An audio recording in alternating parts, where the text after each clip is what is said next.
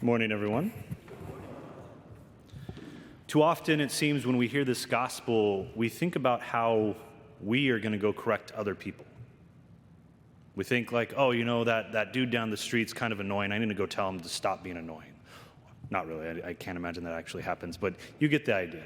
There's always us thinking that we need to do the correcting. But the thing is, in the gospel today, there's another side to this. I know Christ is speaking about correcting others, but the other side to that is the one being corrected. Being human, we often think about other people's faults and never turn an eye to our own.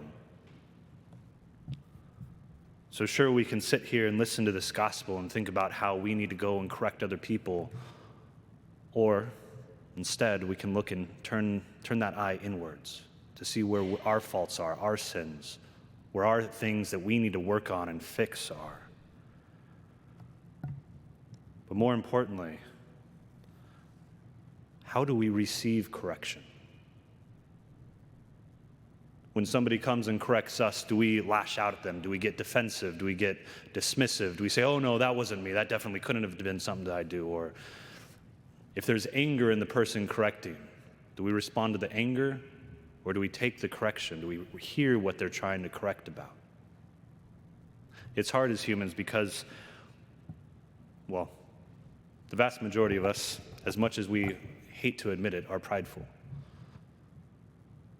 Not always a lot. Sometimes there's just a tiny little bit in this one corner of the soul, but that correction attacks that pride no matter where it's at.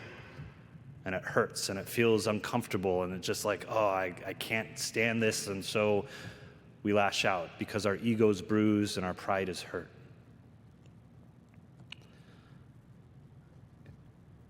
It's hard to take correction. It's very hard. But with the grace of God, if we ask Him for that grace, to be able to accept correction willingly, gracefully, charitably, it becomes easier.